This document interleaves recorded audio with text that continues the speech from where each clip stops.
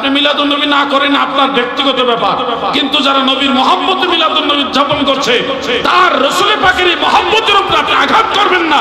কারণ তার এই ছোট্ট হাতে ছোট্ট পতাকা নিয়ে ইয়া রাসূলুল্লাহ মারহাবা ইয়া হাবিবাল্লাহ এই স্লোগানের সাথে নবীর মহব্বত জড়িত। আল্লাহর হাবিবের মহব্বত কোনোদিন বন্ধ হবে না, ঠিক কিনা বলে?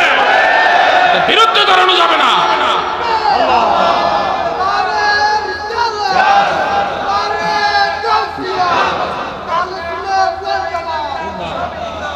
এই মিলাদুন নবী নিয়ে ওই যে সকল ঈদের সেরা ঈদ আমার ভাই বললেন না, সকল ঈদের সেরা ঈদ ঈদে মিলাদুন নবী সাল্লাল্লাহু আলাইহি ওয়াসাল্লাম। এটা নিয়ে গত বছর একজন কালো মৌলবী উনি আপত্তি করলেন, কোথাও না,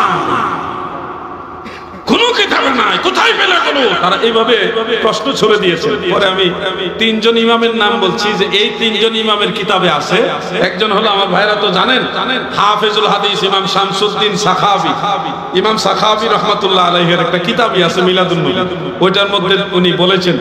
দ্বিতীয় হলো ইমামুল হারামাইন, যিনি কাবা ঘরেরও ইমাম ছিলেন, মসজিদে নববী শরীফের ইমাম ছিলেন, দুই হারামের ইমাম ছিলেন। মারহাবা বলেন। 1 লক্ষ হাদিস যিনি সনদ মতন সহকারে জানতেন, ইমাম মোল্লা আলী কারি হানাফি রাহমাতুল্লাহ আলাইহি। তৃতীয় হলো হাফিজুল হাদিস ইমাম আবুল খায়ের ইবনু জাজারি রাহমাতুল্লাহ আলাইহি, যিনি ইবনু হাজার আসকালানির আগে। এই তিনজন ইমাম নবী পাকের বেলাদাতের দিনকে সকল ঈদের সেরা ঈদ বলেছেন, ঈদ আকবর বলেছেন। সুবহানাল্লাহ বলেন।